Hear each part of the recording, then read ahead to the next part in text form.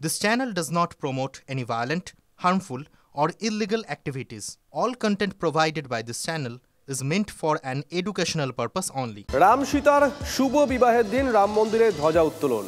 মন্দিরের চূড়ায় গেরুয়া রঙের ধ্বজা উত্তোলন করলেন প্রধানমন্ত্রী। মেগা ইভেন্টে মোদির সঙ্গে আরএসএস প্রধান মোহন ভাগবত, উত্তরপ্রদেশের মুখ্যমন্ত্রী যোগী আদিত্যনাথ। 12 জন বৈদিক আচার্যের শঙ্খধ্বনির মধ্যে ধ্বজা উত্তোলন মোদির। সপ্ত মন্দির, শেষাবতার মন্দির এবং অন্নপূর্ণা মন্দিরেও পুজো করেন মোদি। মন্দির নগরীতে উৎসবের আবহ আজকে। 100 টন ফুলে সেজে উঠেছে মন্দির এবং আশেপাশের এলাকা। এটিএস কমান্ডো রয়েছে, উত্তরপ্রদেশ পুলিশ রয়েছে।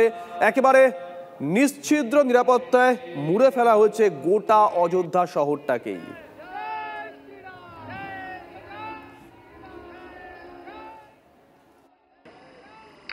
पिछले 11 वर्षों में महिला, दलित, पिछड़े, अति पिछड़े, आदिवासी, वंचित, किसान, श्रमिक, युवा, हर वर्ग को विकास के केंद्र में रखा गया है।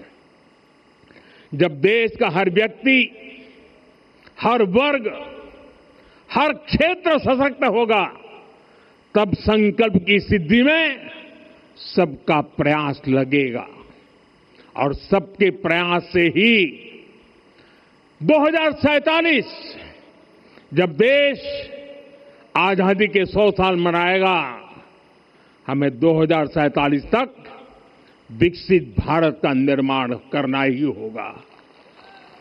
একদিকে যেমন প্রধানমন্ত্রী আজকে অযোধ্যাতে গেছিলেন, পাশাপাশি কুরুক্ষেত্রে পঞ্চজন্য ভবনেও গেছিলেন, সেখানকার উদ্বোধন করেন প্রধানমন্ত্রী।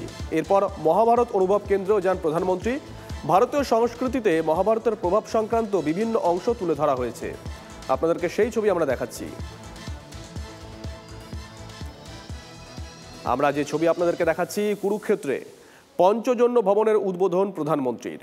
এরপর মহাভারত অনুভব কেন্দ্রেও যান প্রধানমন্ত্রী। ভারতীয় সংস্কৃতিতে মহাভারতের প্রভাব সংক্রান্ত বিভিন্ন অংশ তুলে ধরা হয়েছে। তার আগে আপনাদেরকে দেখাচ্ছিলাম অযোধ্যায় রাম মন্দিরে গেছিলেন এবং ধ্বজা উত্তোলন যে অনুষ্ঠান, সেখানেও তিনি অংশগ্রহণ করেন।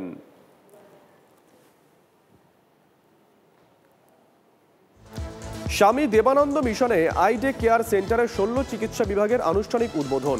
রবিবার নতুন বিভাগের উদ্বোধন করেন স্বামী দেবানন্দ মিশনের প্রতিষ্ঠাতা ও সভাপতি সদ্গুরু স্বামী দেবানন্দ মহারাজ। ছিলেন বর্ধমান ডেভেলপমেন্ট অথরিটির চেয়ারম্যান উজ্জ্বল প্রামাণিক, সমাজসেবী সহ বিশিষ্ট চিকিৎসকরা।